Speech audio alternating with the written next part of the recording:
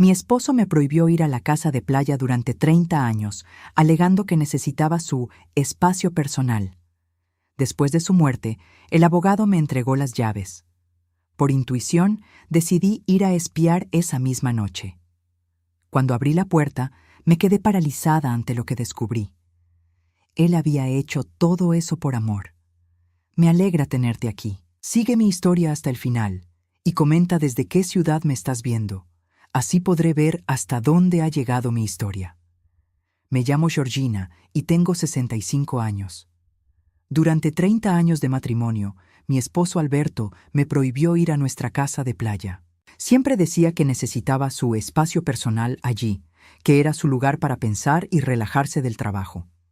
Yo nunca cuestioné demasiado esta extraña regla, porque Alberto era un hombre bueno y confiaba en él completamente. La casa estaba ubicada a 2 horas de nuestra ciudad, en un pequeño pueblo costero llamado Mendocino. Alberto había heredado la propiedad de su padre cuando nos casamos, y desde el primer día estableció que era su refugio privado. Iba allí cada 2 fines de semana, a veces por 3 o 4 días seguidos, especialmente cuando el trabajo como ingeniero lo estresaba demasiado. «Es mi santuario, Georgina», me decía cada vez que yo insinuaba que podríamos ir juntos. «Necesito ese espacio para procesar mis pensamientos. Tú tienes tu jardín aquí en casa, yo tengo mi playa». Y yo lo aceptaba, porque en todos los demás aspectos Alberto era el esposo más amoroso y atento que una mujer podría desear. Nunca sospeché que algo estuviera mal. Alberto siempre regresaba de esos viajes más tranquilo, más cariñoso, como si realmente hubiera encontrado la paz que buscaba. Traía conchas marinas para mi colección, fotografías del atardecer, y siempre me contaba sobre los largos paseos que daba por la orilla. Sus historias eran tan vívidas que yo casi sentía que había estado allí con él. Pero hace 3 meses, Alberto sufrió un infarto masivo mientras cortaba el césped. Murió antes de que la ambulancia llegara. El funeral fue hermoso, rodeada de familiares y amigos que compartían historias sobre su bondad y generosidad. Durante esos días de dolor, la casa de playa ni siquiera cruzó por mi mente. Fue una semana después del funeral cuando el abogado de Alberto, el señor Harrison, me citó en su oficina para revisar el testamento. Alberto me había dejado todo: la casa principal, nuestros ahorros de $43,000, su pensión y, por supuesto, la casa de playa. El señor Harrison me entregó un sobre sellado que contenía las llaves de la propiedad costera. «Alberto me pidió específicamente que te entregara esto después de su partida», me dijo el abogado con una expresión extraña. «También me pidió que te dijera que ahora entenderás por qué necesitaba ese espacio privado». Esas palabras me perturbaron profundamente. Había algo en la forma en que el señor Harrison las pronunció, algo en su tono que sugería que había más de lo que Alberto me había contado durante todos esos años. Esa noche, sentada en nuestra cama vacía, sostuve las llaves en mis manos temblorosas y sentí una mezcla de curiosidad y aprensión que no podía ignorar. ¿Qué había estado haciendo Alberto durante todos esos fines de semana? ¿Por qué el abogado parecía saber algo que yo no sabía? La frase «ahora entenderás» resonaba en mi cabeza una y otra vez, sugiriendo que había estado viviendo con un extraño durante 30 años. No pude dormir esa noche. Cada vez que cerraba los ojos, imaginaba a Alberto en esa casa misteriosa, haciendo quién sabe qué. Parte de mí temía descubrir que había tenido una aventura, que había otra mujer, que toda nuestra vida juntos había sido una mentira. Pero otra parte de mí, la parte que conocía verdaderamente a Alberto, sabía que él no era ese tipo de hombre. A la mañana siguiente, decidí que no podía vivir con esa incertidumbre. Llamé a mi hermana Margaret y le dije que iba a hacer un viaje rápido para aclarar algunos asuntos de Alberto. No le mencioné específicamente la casa de playa porque sabía que me diría que era demasiado pronto, que debería esperar, que debería procesar mi dolor antes de enfrentar más sorpresas. Pero yo no podía esperar. La curiosidad y la ansiedad me estaban consumiendo. Necesitaba saber qué había en esa casa. Necesitaba entender qué había sido tan importante como para mantenerme alejada durante 3 décadas. Esa tarde, tomé mi auto y conduje hacia la costa. El viaje se sintió eterno, cada milla aumentando mi nerviosismo. Cuando finalmente llegué al pequeño pueblo de Mendocino, ya había oscurecido. La casa estaba ubicada en una colina con vista al océano, rodeada de pinos y separada de las demás propiedades por un sendero serpenteante. Estacioné el auto y miré la estructura familiar, pero extraña.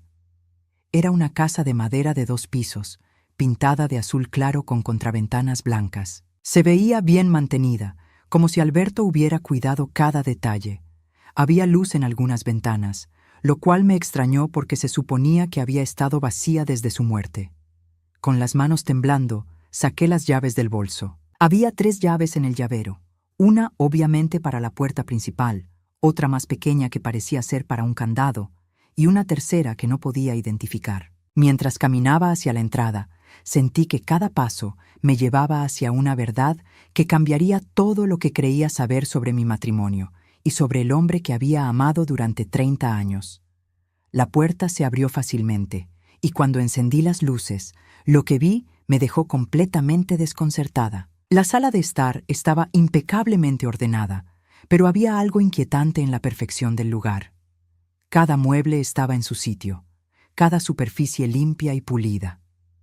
No parecía una casa de playa que se usara para relajarse, sino más bien un espacio que había sido cuidadosamente preservado. Me moví lentamente por la habitación, observando cada detalle. En la mesa de centro había una pila de revistas organizadas por fecha. La más reciente era de hace 2 semanas, justo antes de que Alberto muriera. Esto significaba que había estado aquí muy poco antes de su infarto. En la repisa de la chimenea, fotografías familiares que yo no recordaba haber visto antes. Alberto y yo en nuestro primer aniversario, en unas vacaciones que habíamos tomado hace 15 años, en la graduación universitaria de nuestro sobrino. Pero lo que más me llamó la atención fueron las fotografías donde yo aparecía sola. Había docenas de ellas, algunas tomadas sin que yo me diera cuenta.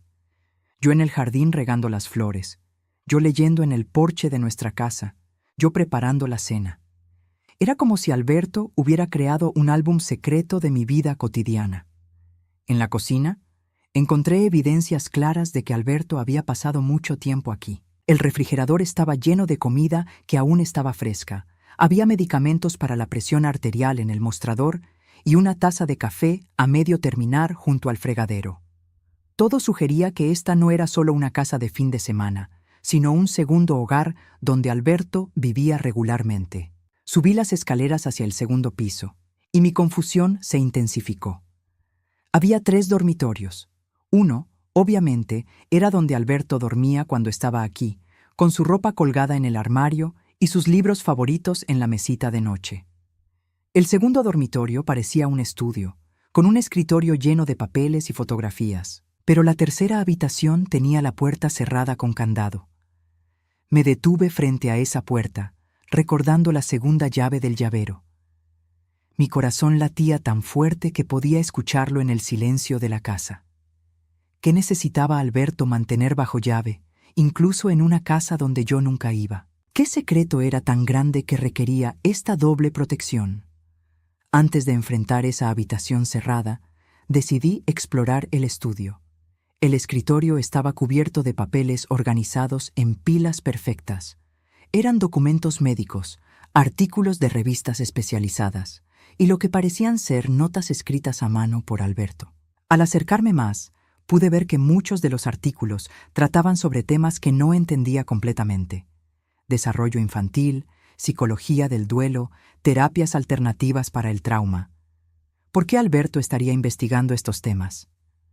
Nosotros nunca habíamos tenido hijos, no por elección, sino porque la vida simplemente no nos los había dado. Habíamos intentado durante los primeros años de matrimonio, pero después de varios intentos fallidos y una pérdida temprana que apenas habíamos discutido, habíamos aceptado que seríamos solo nosotros 2.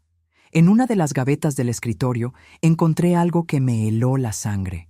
Era una carpeta etiquetada con mi nombre, Georgina, y adentro había docenas de artículos sobre cómo ayudar a una esposa a superar la pérdida de un bebé, cómo apoyar a alguien que sufre de depresión postraumática y métodos para crear espacios de sanación.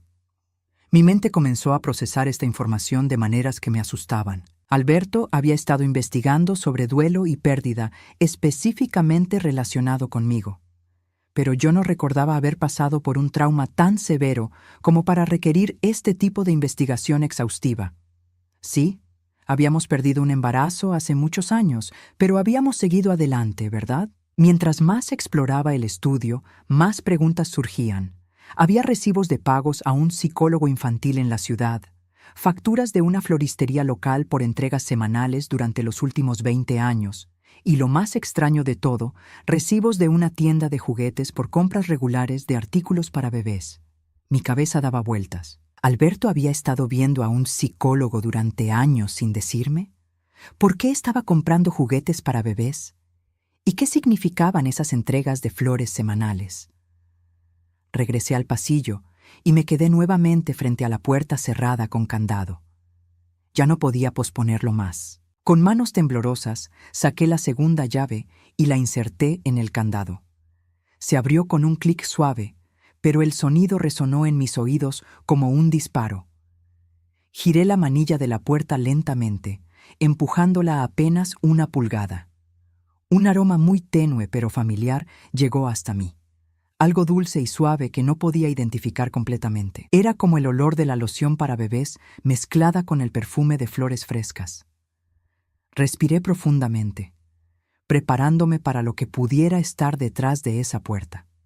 Sabía instintivamente que lo que encontrara cambiaría todo lo que creía saber sobre Alberto, sobre nuestro matrimonio y posiblemente sobre mí misma. Con el corazón palpitando violentamente, empujé la puerta completamente. Lo que vi adentro me hizo tambalear hacia atrás, agarrándome del marco de la puerta para no caer. No era posible. No podía ser real. Pero allí estaba, frente a mis ojos, la respuesta a 30 años de misterio, y era más devastadora y hermosa de lo que jamás hubiera imaginado. Dentro de esa habitación, Alberto había recreado algo que yo había olvidado por completo, algo tan doloroso que mi mente lo había bloqueado durante décadas. Y mientras permanecía allí, paralizada por la comprensión que llegaba como una ola gigante, me di cuenta de que el hombre que había amado era mucho más extraordinario de lo que jamás había sabido. La habitación estaba bañada en una luz suave que venía de una lámpara con forma de luna colgada del techo. Las paredes estaban pintadas de un amarillo pastel muy tenue y había cenefas con patitos y conejitos alrededor del perímetro superior. En el centro de la habitación había una cuna de madera blanca, perfectamente conservada, con sábanas azul claro y una manta tejida a mano que reconocí inmediatamente. Era la manta que yo había estado tejiendo hace 35 años. Las lágrimas comenzaron a brotar de mis ojos antes de que mi mente pudiera procesar completamente lo que estaba viendo. En las paredes había fotografías enmarcadas de ecografías. La misma ecografía que yo había guardado en mi joyero durante años sin poder mirarla. Había una fotografía mía embarazada de 6 meses, sonriendo radiante mientras sostenía mi vientre, una imagen que creía que se había perdido para siempre. Me acerqué lentamente a la cuna, mis piernas temblando con cada paso. Dentro había un pequeño osito de peluche azul que yo había comprado cuando supimos que esperábamos un varón. Al lado del osito estaba el libro de nombres que Alberto y yo habíamos estado revisando juntos, abierto en la página donde habíamos circulado Samuel Alberto como nuestra elección final. Samuel. Nuestro pequeño Samuel que nunca llegó a nacer. El dolor que había enterrado tan profundamente durante décadas regresó con una fuerza devastadora. Recordé vívidamente ahora lo que mi mente había bloqueado. El sangrado que comenzó una mañana de octubre, la carrera desesperada al hospital, las horas de agonía en la sala de emergencias y finalmente las palabras del doctor que destrozaron nuestro mundo. Lo siento mucho, pero hemos perdido al bebé. Caí sobre mis rodillas junto a la cuna, sollozando como no había llorado en décadas. Ahora entendía por qué no podía recordar claramente esos meses después de la pérdida. Mi mente había creado una barrera protectora contra un dolor tan intenso que había amenazado con destruirme completamente. Alberto me había cuidado durante esa época oscura, pero yo había bloqueado incluso esos recuerdos. En una esquina de la habitación había una mecedora de madera que reconocí como la que Alberto había estado construyendo en el garaje antes de que perdiéramos a Samuel. La había terminado después de todo, y aquí estaba, con cojines suaves y una pequeña mesa al lado con una lámpara de lectura. Era como si Alberto hubiera venido aquí durante todos estos años a mecer al hijo que nunca pudimos sostener. Me levanté lentamente y exploré más la habitación. Había un armario lleno de ropa para bebé, desde ropita de recién nacido hasta trajes para un niño de 2 años. Todo estaba organizado por talla y temporada, como si Samuel fuera a crecer y necesitar cada una de estas prendas. En los cajones de una cómoda pequeña encontré pañales, mantas adicionales, juguetes apropiados para diferentes etapas del desarrollo y hasta zapatos diminutos que nunca habían sido usados. Pero lo que más me conmovió fue un diario que encontré en la mesa junto a la mecedora. Era la letra de Alberto, y las entradas comenzaban justo después de que perdimos a Samuel. 15 de noviembre. Georgina no ha hablado en 3 días. El doctor dice que está en shock, que necesita tiempo. No sé cómo ayudarla. Yo también estoy destrozado, pero tengo que ser fuerte por ella. He decidido crear un lugar donde Samuel pueda existir, donde podamos honrar su memoria sin causar más dolor a Georgina. Pasé las páginas con manos temblorosas, leyendo entrada tras entrada sobre el proceso de Alberto para crear este santuario. Había investigado sobre el duelo perinatal, había consultado con psicólogos sobre la mejor manera de honrar a un bebé perdido sin impedir el proceso de sanación. Cada elemento en esta habitación había sido cuidadosamente seleccionado basándose en esa investigación. 3 de diciembre. Terminé la cuna hoy. Usé la madera de cerezo que habíamos elegido juntos. Georgina está mejor. Sonríe a veces, pero nunca menciona a Samuel. El doctor dice que está reprimiendo el dolor, que eventualmente tendrá que procesarlo. Quiero estar preparado para cuando ese momento llegue. 22 de enero. Compré el osito azul hoy. Georgina vio uno igual en la tienda cuando estábamos comprando un regalo para el bebé de su hermana, y vi cómo se le llenaron los ojos de lágrimas. No dijo nada, pero sé que recordó a Samuel. Algún día, cuando esté lista, podremos hablar de él aquí. Las entradas continuaban año tras año, documentando cómo Alberto había mantenido este espacio como un lugar viviente para nuestro hijo perdido. Compraba ropa nueva para Samuel en cada cumpleaños que habría tenido, celebraba las fechas importantes leyendo cuentos en voz alta en la mecedora y renovaba las flores frescas cada semana. 10º aniversario de la pérdida. Georgina parece completamente recuperada, pero sé que solo ha enterrado el dolor. Hoy le leí a Samuel el cuento que íbamos a leer juntos como familia.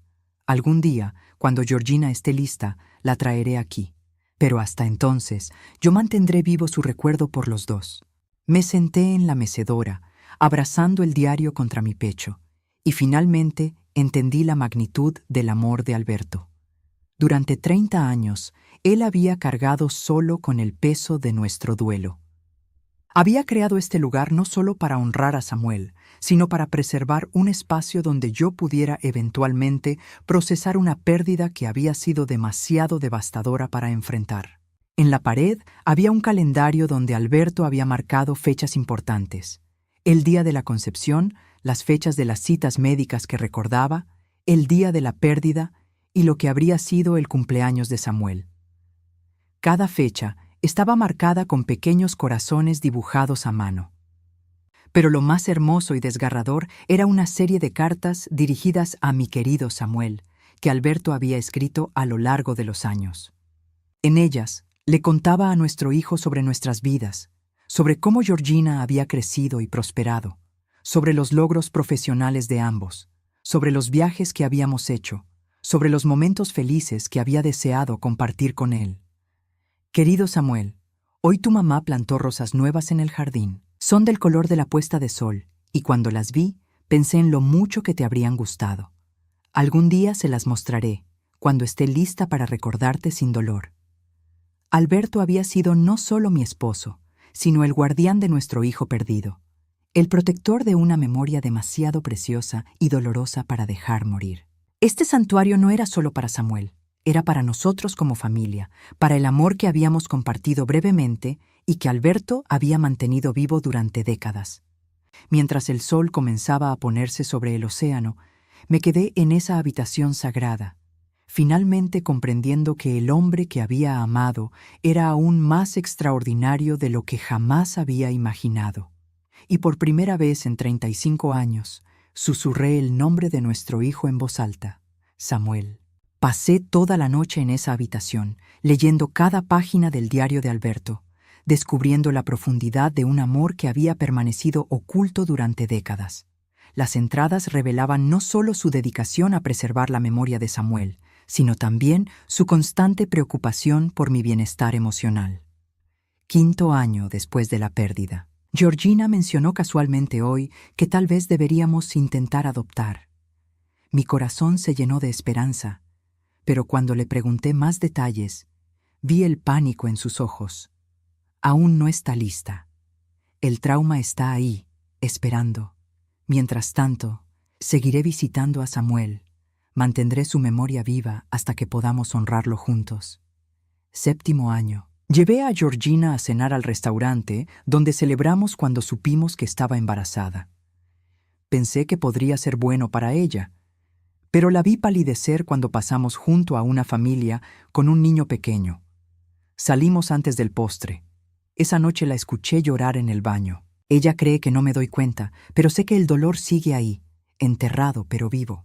Cada entrada revelaba la delicada danza emocional que Alberto había estado ejecutando durante años.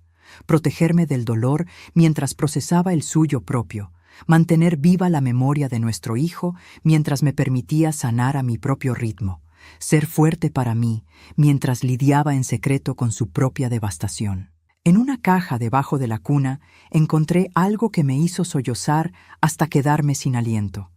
Todos los regalos que Alberto me había dado a lo largo de los años por el Día de la Madre.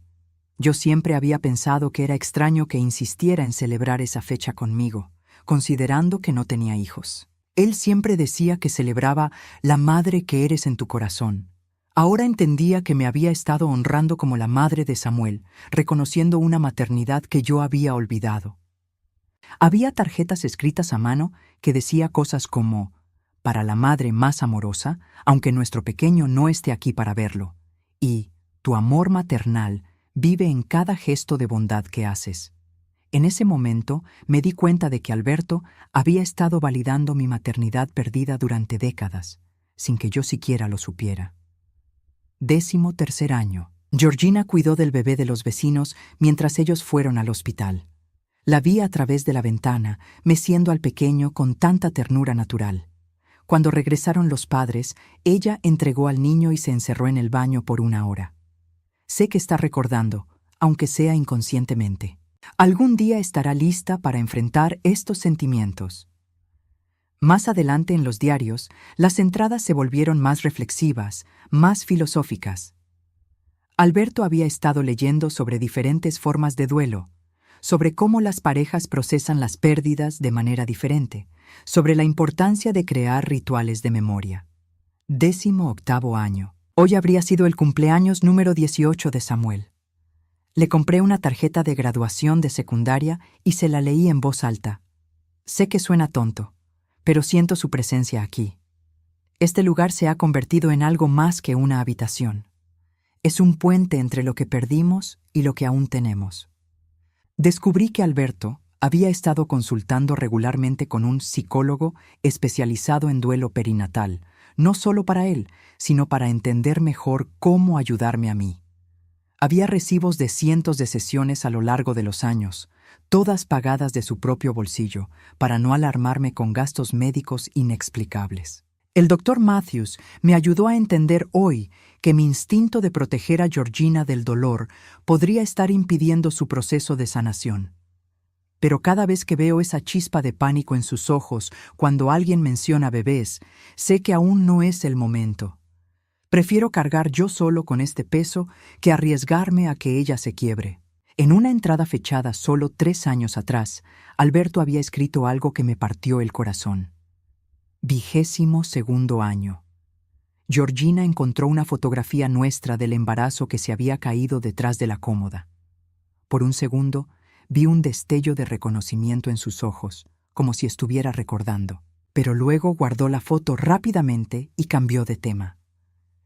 Me pregunto si alguna vez estaremos listos para hablar de Samuel juntos. A veces temo que me moriré antes de poder compartir este peso con ella, antes de poder mostrarle cuánto la amé durante su embarazo, cuánto amamos a nuestro hijo, incluso en el poco tiempo que estuvo con nosotros. Esas palabras me golpearon como un puño en el estómago. Alberto había estado preparándose para la posibilidad de morir antes de que yo estuviera lista para enfrentar nuestra pérdida. Había estado cargando no solo con el duelo por nuestro hijo, sino con el miedo de que yo nunca pudiera procesar esa pérdida si él no estaba ahí para ayudarme. Encontré una carta sellada con mi nombre en el escritorio de la habitación. Con manos temblorosas, la abrí y reconocí inmediatamente la letra cuidadosa de Alberto. Mi querida Georgina, si estás leyendo esto, significa que finalmente has encontrado el santuario de Samuel y que yo ya no estoy aquí para explicarte por qué mantuve este lugar en secreto durante tantos años. Primero, quiero que sepas que cada decisión que tomé fue motivada por mi amor infinito hacia ti. Cuando perdimos a Samuel, vi cómo ese dolor casi te destruye. Vi cómo tu mente creó una barrera protectora para ayudarte a sobrevivir. No quise forzarte a recordar antes de que estuvieras lista. Este lugar nació de mi necesidad de honrar a nuestro hijo, pero también de mi promesa de protegerte. Durante 30 años he venido aquí a llorar por él, a celebrar los cumpleaños que habría tenido, a mantener viva su memoria hasta que pudiéramos compartir ese peso juntos. No me arrepiento de haberte protegido, pero espero que ahora puedas entender que nunca estuviste sola en tu dolor. Yo también perdí a Samuel, y también necesitaba un lugar para procesar esa pérdida. La diferencia es que yo recordaba, y tú necesitabas olvidar para sanar. Ahora que me he ido, este lugar es tuyo. Úsalo como necesites, para recordar, para llorar, para sanar o para seguir adelante. Samuel está aquí en cada objeto que elegí con amor, pero también vive en el amor que compartimos tú y yo durante todos estos años. Al terminar de leer la carta, me quedé sentada en la mecedora mientras la luna llena iluminaba la habitación a través de la ventana. Por primera vez en décadas, permití que los recuerdos regresaran completamente. La emoción de ver las 2 líneas en la prueba de embarazo, la primera vez que sentí a Samuel moverse dentro de mí, las conversaciones nocturnas donde Alberto le hablaba a mi vientre, los planes que habíamos hecho para nuestro futuro como familia. Pero también permití que llegara el dolor, la pérdida devastadora, el vacío insoportable, la sensación de que mi cuerpo me había fallado, de que había fallado como madre antes incluso de poder ser una. Alberto había entendido que yo necesitaba olvidar para sobrevivir, pero él había elegido recordar por los dos. Durante 30 años había sido el guardián de nuestro amor perdido, el protector de una historia demasiado hermosa y dolorosa para dejar morir. Después de leer la carta de Alberto, necesité tiempo para procesar todo lo que había descubierto. Me quedé en la casa de playa durante 3 días, durmiendo en la cama de Alberto, cocinando en su cocina, caminando por la playa donde él había encontrado paz durante tantos años. Cada rincón de la casa me revelaba nuevos aspectos del hombre que había amado, aspectos que él había mantenido ocultos para protegerme. En la mañana del 4.º día, mientras reorganizaba algunos de los papeles del estudio, encontré algo que cambiaría mi comprensión para siempre. Detrás de una fotografía enmarcada de nuestra boda, había una caja de metal pequeña que contenía más de 100 cartas, todas dirigidas a mí, todas escritas a lo largo de los años y todas sin enviar. La primera carta estaba fechada solo una semana después de que perdimos a Samuel. Mi amada Georgina, han pasado 7 días desde que perdimos a nuestro pequeño y no sé cómo ayudarte. Te veo caminar por la casa como un fantasma, tocando las cosas que compramos para él sin realmente verlas. El doctor dice que estás en shock, que tu mente está protegiéndote, pero yo necesito decirte algunas cosas que no puedo decir en voz alta porque veo cómo te rompes cada vez que alguien menciona lo que pasó. Quiero que sepas que no fue tu culpa. Sé que te culpas. Veo cómo evitas mirarme a los ojos, como si hubieras fallado de alguna manera. Pero tú no fallaste, mi amor. Fuiste la madre más amorosa durante los 6 meses que Samuel estuvo con nosotros. Le cantabas cada noche, le leías cuentos, dejaste de tomar café porque leíste que podría afectarlo. Fuiste perfecta. También quiero que sepas que está bien que no puedas recordar claramente algunos momentos del embarazo. Tu mente está haciendo lo que necesita hacer para protegerte. Yo recordaré por los dos hasta que estés lista para recordar conmigo. Mis manos temblaron mientras leía esas palabras escritas con tanto amor durante mis días más oscuros. Alberto había entendido mi dolor de una manera que yo ni siquiera había comprendido en ese momento. Las cartas continuaban año tras año, documentando no solo su amor por mí, sino su profundo respeto por mi proceso de sanación. 3er aniversario, mi querida Georgina. Hoy fuiste al cementerio sin decirme. Vi las flores frescas en la tumba de Samuel cuando fui más tarde. No dijiste nada cuando regresaste a casa, pero tus ojos estaban rojos. Quise abrazarte, quise llorar contigo, pero sé que aún necesitas procesar esto a tu manera. Estoy aquí cuando estés lista. 5º año, mi amor. Hoy me preguntaste si alguna vez pienso en lo que pasó, como lo llamas. Quise gritarte que pienso en Samuel todos los días, que voy a la casa de playa a hablar con él, que he creado un lugar donde puede existir. Pero vi esa mirada de pánico en tus ojos, esa misma mirada que aparece cada vez que alguien menciona bebés o embarazos. Así que simplemente te dije que a veces, y te abracé cuando comenzaste a llorar. En una carta particularmente conmovedora, Alberto había escrito sobre un momento que yo recordaba vagamente. 8º año. Hoy sostuviste al bebé recién nacido de tu prima durante la reunión familiar. Por un momento, vi una paz absoluta en tu rostro, como si recordaras algo hermoso. Pero cuando tu hermana comentó que eres una natural con los bebés, vi cómo te cerraste otra vez. Entregaste al niño rápidamente y te fuiste al baño. Cuando regresaste, actuaste como si no hubiera pasado nada. Quiero decirte que eres una madre natural, que fuiste una madre maravillosa durante el tiempo que Samuel estuvo con nosotros. Quiero decirte que está bien sentir esa conexión con otros niños, que no es una traición a nuestra pérdida. Pero sé que aún no puedes escuchar estas palabras. Las cartas revelaban que Alberto había estado observando cuidadosamente cada signo de mi progreso emocional, celebrando internamente cada pequeño paso hacia la sanación mientras respetaba mi necesidad de ir a mi propio ritmo. 12º año. Hoy mencionaste casualmente que tal vez deberíamos remodelar el cuarto de invitados. Era el cuarto que habíamos empezado a preparar para Samuel antes de perderlo. Has evitado esa habitación durante años, pero hoy entraste como si fuera cualquier otro cuarto. No sabes cuánto me alegra ver que puedes estar en ese espacio sin dolor visible. 16º año. Te vi viendo una película sobre una madre y su hijo, y no cambiaste de canal. Es la primera vez en años que no evitas ese tipo de contenido.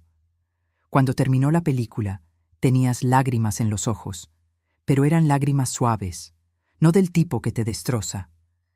Creo que estás empezando a sanar de una manera más profunda. En las cartas más recientes, pude ver cómo Alberto había comenzado a considerar la posibilidad de finalmente compartir el santuario conmigo. 28º año. Hoy preguntaste sobre la casa de playa. Fue la primera vez en años que mostraste curiosidad real sobre ese lugar.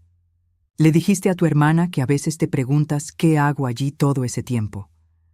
Mi corazón se aceleró porque pensé que tal vez, finalmente, podrías estar lista. Pero luego cambiaste de tema cuando ella bromeó sobre que probablemente tengo una segunda familia allí. 29º año. Mi salud no está tan bien como antes. El doctor dice que necesito cuidar mejor mi corazón. He estado considerando decirte sobre Samuel, sobre el santuario. A veces siento que me estoy quedando sin tiempo, y la idea de que puedas descubrir todo después de mi muerte me aterriza. Pero cada vez que trato de encontrar las palabras, veo esa misma vulnerabilidad en tus ojos que he estado protegiendo durante décadas. La última carta estaba fechada solo 2 semanas antes de su muerte.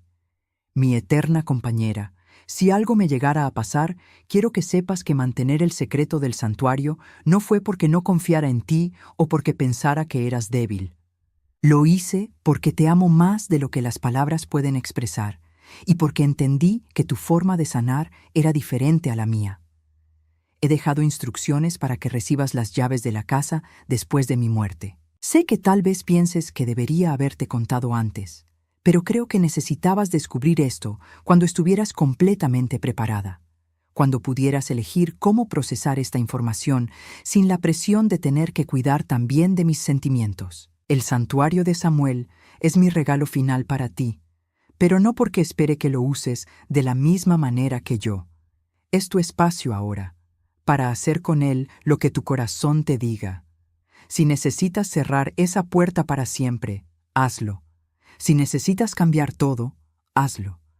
Si necesitas venir aquí a recordar, también está bien. Solo quiero que sepas que durante todos estos años, nunca dejé de ver en ti a la madre amorosa que fuiste para Samuel, aunque solo fuera por un tiempo. Tu amor maternal no murió con él. Lo veo en cómo cuidas tu jardín, en cómo tratas a los niños de nuestros vecinos, en cómo amas a nuestros sobrinos. Siempre has sido una madre, mi amor, y Samuel tuvo la suerte de tener el tipo de madre que lo amaría tanto que su pérdida casi te destruye. Después de leer todas las cartas, me quedé sentada en el escritorio de Alberto mientras el sol se ponía nuevamente sobre el océano. Estas cartas eran más que declaraciones de amor. Eran un mapa detallado de mi propia jornada de sanación, vista a través de los ojos del hombre que me conocía mejor que yo misma. Alberto no solo había cargado con su propio duelo, había documentado cuidadosamente el mío, respetando cada fase, celebrando cada pequeño progreso, y preparándose pacientemente para el día en que pudiera compartir la carga completa del recuerdo con él. Por primera vez desde que había llegado a la casa, sentí que podía respirar completamente. El peso del secreto ya no era un peso, era un regalo, la prueba final del amor extraordinario que habíamos compartido durante 30 años. Decidí quedarme en la casa de playa por 2 semanas completas. Llamé a mi hermana Margaret y le dije simplemente que necesitaba tiempo para procesar algunas cosas de Alberto. Ella no preguntó detalles, pero pude escuchar la preocupación en su voz cuando me dijo que me cuidara y que la llamara si necesitaba cualquier cosa. Durante esos días, establecí una rutina que nunca había experimentado antes. Cada mañana me levantaba temprano y preparaba café en la cocina de Alberto, sentándome en el pequeño balcón con vista al océano donde él había pasado tantas mañanas reflexionando sobre nuestra familia perdida. Después del desayuno, pasaba tiempo en el santuario de Samuel, a veces leyendo los diarios de Alberto en voz alta, a veces simplemente sentándome en la mecedora recordando. La primera vez que me senté en esa mecedora y comencé a recordar activamente nuestro embarazo, lloré durante horas. Pero no era el llanto desesperado y destructivo que había experimentado 35 años atrás. Era un llanto de liberación, de reconocimiento, de amor finalmente expresado sin miedo. Recordé vívidamente el día que supimos que estaba embarazada. Alberto y yo habíamos estado intentando durante 2 años, y cuando finalmente vi esas 2 líneas rosadas en la prueba, corrí al garaje donde él estaba trabajando en el auto. No pude ni hablar. Simplemente le mostré la prueba con lágrimas de alegría rodando por mis mejillas. Él me levantó en sus brazos y me dio vueltas, gritando de felicidad. Recordé nuestras citas médicas juntos. Como Alberto siempre pedía copias extra de las ecografías para llevar en su billetera y mostrarlas a sus compañeros de trabajo.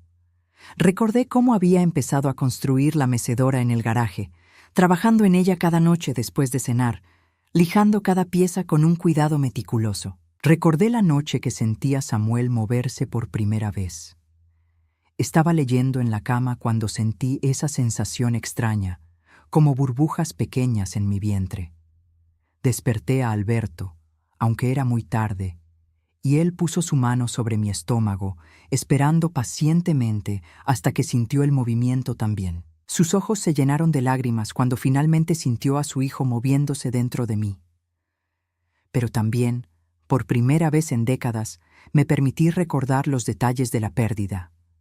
El sangrado que comenzó una mañana lluviosa de octubre. La carrera al hospital, mientras Alberto manejaba con una mano y sostenía la mía con la otra, diciéndome una y otra vez que todo estaría bien. Las horas de espera en la sala de emergencias, aferrándonos el uno al otro mientras los doctores hacían prueba tras prueba. Y finalmente, recordé el momento exacto cuando el doctor nos dijo que habíamos perdido a Samuel. Recordé cómo el mundo se volvió silencioso, cómo el sonido pareció desvanecerse, excepto por los latidos de mi propio corazón. Recordé cómo Alberto me abrazó mientras yo me desmoronaba, cómo él también lloró pero se mantuvo fuerte por mí. Lo que más me sorprendió fue descubrir que estos recuerdos, aunque dolorosos, ya no me destruían. El tiempo y el amor de Alberto habían creado una distancia protectora que me permitía recordar sin quebrarme. Podía honrar tanto la alegría como el dolor de esa experiencia. En mi segunda semana en la casa, comencé a hacer cambios pequeños en el santuario. No quería alterar la esencia de lo que Alberto había creado, pero necesitaba agregar mi propia presencia al espacio. Traje fotografías adicionales de nosotros durante el embarazo que encontré en casa. Agregué una planta de lavanda en una maceta junto a la ventana, porque siempre había asociado ese aroma con la tranquilidad. También comencé a escribir mis propias cartas a Samuel. La primera fue difícil. Mi querido hijo, siento mucho que me haya tomado tanto tiempo venir a conocerte apropiadamente. Tu papá me protegió de mi propio dolor durante todos estos años, pero ahora entiendo que tú siempre has estado aquí, esperando pacientemente a que yo estuviera lista para recordarte sin miedo. Escribir esas palabras fue liberador de una manera que no había anticipado. Durante décadas había sentido una culpa subconsciente, una sensación de que había fallado como madre. Pero al escribir a Samuel, al finalmente reconocer su existencia y su impacto en nuestras vidas, esa culpa comenzó a disolverse. Una tarde, mientras estaba organizando algunos de los juguetes que Alberto había comprado a lo largo de los años, encontré una pequeña caja que contenía algo extraordinario: mechones de cabello mío de cuando estaba embarazada. Alberto había guardado el cabello que se cortó durante una cita con el estilista a los 5 meses de embarazo. Había una nota pequeña en su letra: para Samuel, para que sepa cómo se veía su mamá cuando él estaba creciendo dentro de ella. Ese gesto me conmovió más profundamente que cualquier otra cosa. Alberto había preservado no solo la memoria de Samuel, sino también la memoria de mí como su madre durante esos preciosos meses. En mi último día en la casa de playa, tomé una decisión importante. No iba a cerrar el santuario ni a mantenerlo exactamente como Alberto lo había dejado. En lugar de eso, lo convertiría en algo nuevo, un espacio de sanación y memoria que honrara tanto a Samuel como el amor extraordinario que Alberto había demostrado durante 30 años. Decidí que vendría aquí regularmente, no como una peregrinación de dolor, sino como un ritual de amor y recuerdo. Aquí podría escribir en mi diario, meditar y mantener una conexión con la parte de mi vida que había estado perdida durante tanto tiempo. También decidí plantar un jardín memorial fuera de la ventana del santuario. Elegí flores que florecerían en diferentes estaciones, asegurándome de que siempre hubiera vida y color visible desde la habitación de Samuel. Rosas para el amor, lavanda para la paz y margaritas porque esas habían sido mis flores favoritas durante el embarazo. En mi último atardecer en la casa, me senté en la mecedora con una taza de té, sosteniendo el osito azul de Samuel. Por primera vez en mi vida adulta, hablé en voz alta con mi hijo.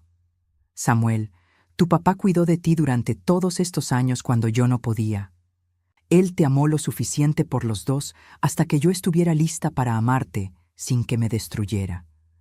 Ahora entiendo que siempre fuiste real, siempre fuiste importante y siempre fuiste amado. Mientras las estrellas comenzaron a aparecer sobre el océano, sentí una paz que no había experimentado en décadas. No era la falsa paz de la negación que había vivido durante tantos años, sino la paz verdadera que viene de enfrentar el dolor y encontrar amor del otro lado. Alberto había hecho más que protegerme. Había preservado una parte de mí que yo había perdido. Me había devuelto mi maternidad, mi capacidad de recordar sin destruirme y mi habilidad de honrar tanto el amor como la pérdida. Al día siguiente, conduje de regreso a casa con el corazón lleno pero tranquilo. Llevaba conmigo algunas fotografías del santuario y el último diario de Alberto. En mi bolso también llevaba una pequeña llave nueva, la llave de mi propio proceso de sanación, que finalmente podía comenzar después de todos estos años. Georgina había encontrado no solo la casa de playa que Alberto había mantenido en secreto, sino también una parte perdida de sí misma.